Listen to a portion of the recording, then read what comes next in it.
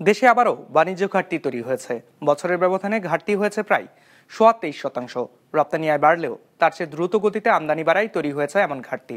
সেই সাথে অর্থ পাচারের উদ্দেশ্য হঠাৎ আমদানি বাড়তে পারে বলে মত বিশ্লেষকদের।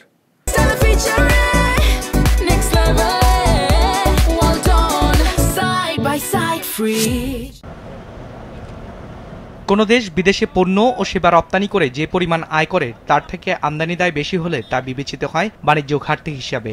বাংলাদেশ ব্যাংকের সবশেষ তথ্য অনুযায়ী চলতি বছরের জুলাই থেকে সেপ্টেম্বর সময়কালে দেশের রপ্তানি আয় এসেছে $1108 কোটি।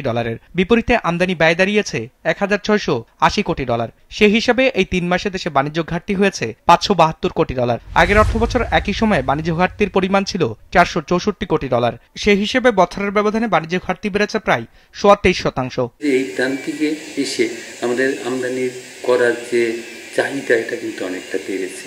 রমজানের আগের সময়টায় কিন্তু আপনার এলসি খোলার পরিমাণটা কিন্তু অনেক বৃদ্ধি পায়, যার ফলে আপনার এই যে বাণিজ্যের ঘাটতি বেড়েছে।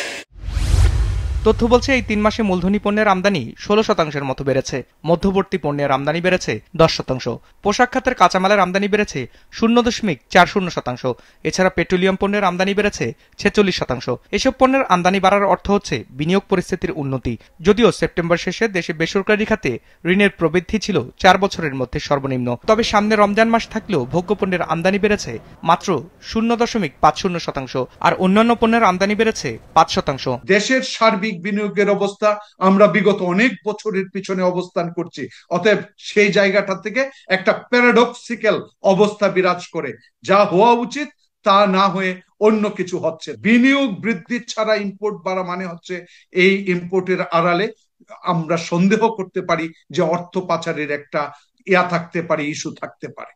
টানা 3 মাস উদ্বৃত্ত থাকার পর ঘাটতিতে পড়েছে দেশের চলতি হিসাবও। ঘাটতি হয়েছে $48 কোটি। তবে সামগ্রিক লেনদেনে কিছুটা ইতিবাচক পরিবর্তন হয়েছে। এই সময় সামগ্রিক লেনদেনে উদ্বৃত্ত হয়েছে $85 কোটি, যেখানে তার আগের অর্থবছর একই সময়ে ঘাটতি ছিল $148 কোটি। অবশ্য এই সময় আর্থিক হিসেবে উদ্বৃত্ত হয়েছে $160 কোটি।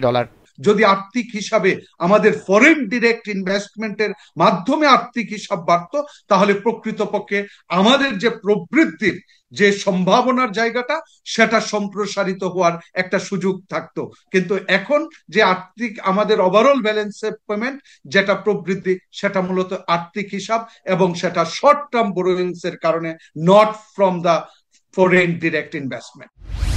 কেন্দ্রীয় ব্যাংকের তথ্য মতে অর্থবছরের প্রথম প্রান্তিকে প্রবাসীরা দেশে পাঠিয়েছেন $758 কোটি রেমিট্যান্স, যা তার আগের বছর একই সময়ের তুলনায় 16% বেশি। বিজনেস রিপোর্ট, মাছরাঙা টেলিভিশন।